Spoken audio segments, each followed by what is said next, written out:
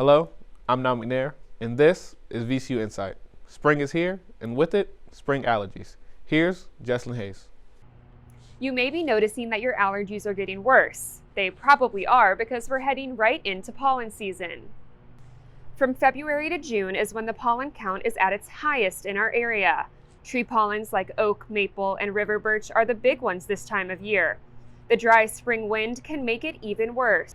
Here's a look at this week's pollen forecast. The pollen count is hovering around 11. To put that in perspective, 3 weeks ago, the pollen count was at 7. For VCU InSight, I'm Jesslyn Hayes. Vaccine numbers are steadily increasing in the state. As of today, 1.6 million Virginians are now fully vaccinated. Around 34% of people in Virginia have been vaccinated with at least one dose, and 19% have been fully vaccinated. Nationally, Virginia ranks in the top 15 in terms of percentage of its population have been vaccinated. In total, over 4 million COVID-19 vaccines have been distributed to healthcare facilities throughout the state.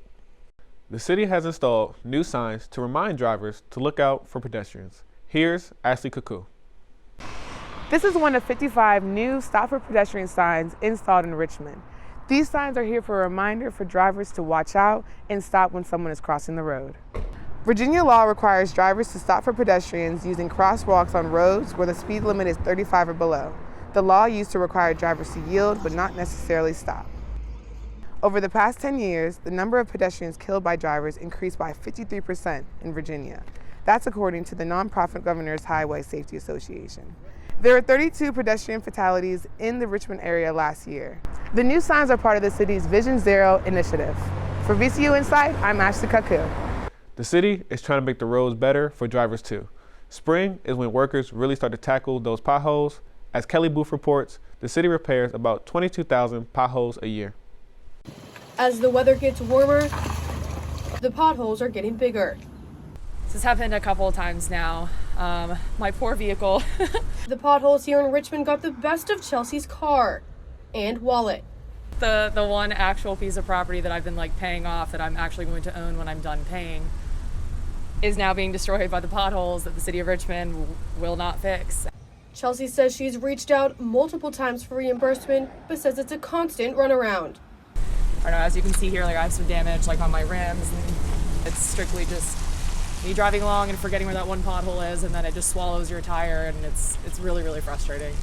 RVA 311 is an app and website where Richmonders can report potholes. Over 300 have already been reported since January. VDOT says there's no quick fix. Asphalt is in short supply in the winter months until spring to fill the holes permanently.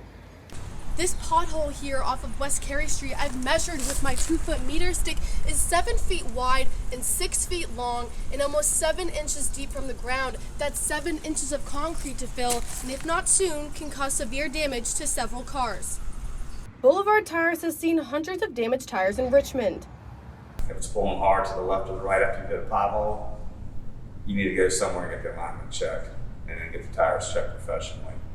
According to a recent city report, over 60% of Richmond roads are in poor condition, but the city is aiming to get the roads up to 80% satisfactory. The annual paving season starts this month and runs until the end of October. Reporting from Richmond, I'm Kelly Booth.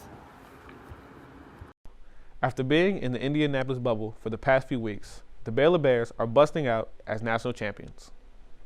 After stacking up double-digit victories, the two number 1 seeds will cruise to the Final Four. However, while Baylor dominated Houston in their Final Four opener, Gonzaga had a thrilling overtime victory over UCLA that came down to a Jalen Suggs game winner. The fatigue from the overtime victory would show, as Gonzaga would fall behind by as much as 19 points in the first half.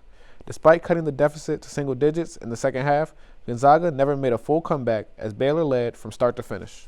Baylor's Jared Butler led the way with 22 points in the title game and was named the tournament's most outstanding player. The 86-70 win gave the Bears their first national championship in school history.